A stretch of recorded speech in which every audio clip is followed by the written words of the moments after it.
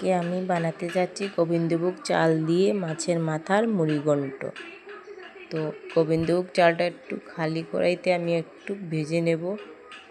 চালটা ভেজে নেওয়ার পর নামিয়ে আমি ওইদিকে আমি মাছের মাথাগুলো ভেজিয়ে রেখে দিয়েছি, স্কিপ করে দিয়েছি, দেখাইনি। তো ওইদিকে কড়াইতে তেল গরম হয়ে গেছে আমার, আমি দিয়ে দিলাম পেঁয়াজ কুচি।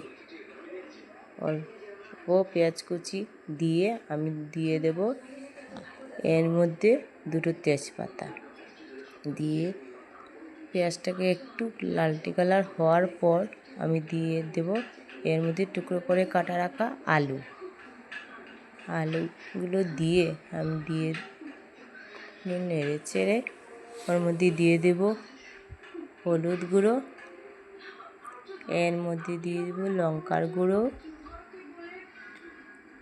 আমার জিরে ধনিয়া তো মিলানো ছিল একসাথে দিয়ে দিলাম। ওদিকে গোবিন্দভোগ চালটা ধুয়ে রাখা এটাও দিয়ে দিলাম। এর মধ্যে নুন একটু দিয়ে আন্দাজ মতো দিয়ে আমি ওগুলো সব একসাথে করে একটু জল দিয়ে নেড়ে চেড়ে ওগুলোকে আমি এখন ঢেকে রেখে দেব। তো আমার গোবিন্দভোগ চালটাও সিদ্ধ হয়ে যাবে আর আলুগুলোও সিদ্ধ হয়ে যাবে, মশলাটাও ঠিকঠাক হয়ে যাবে।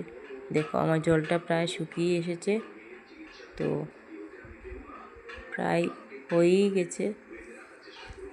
গোবিন্দভোগ চালটা ঠিকঠাক হচ্ছে। এটাতে আমি আবার কিছুক্ষণ পর নেড়ে চেড়ে ওগুলো দেখব। এগুলোর মধ্যে আমি এখন দিয়ে দিয়েছি মাছের মাথা, ভেজে রাখা মাথাগুলো আমি দিয়ে দিলাম। দিয়ে ওগুলোকে আমি নেড়ে চেড়ে আবার একটু সময় নেড়ে চেড়ে দিয়ে দেবো, কারণ মাছের মাথাগুলো মশলাও ঢুকে যাবে, তো আর একটু ফ্রাই হয়ে যাবে।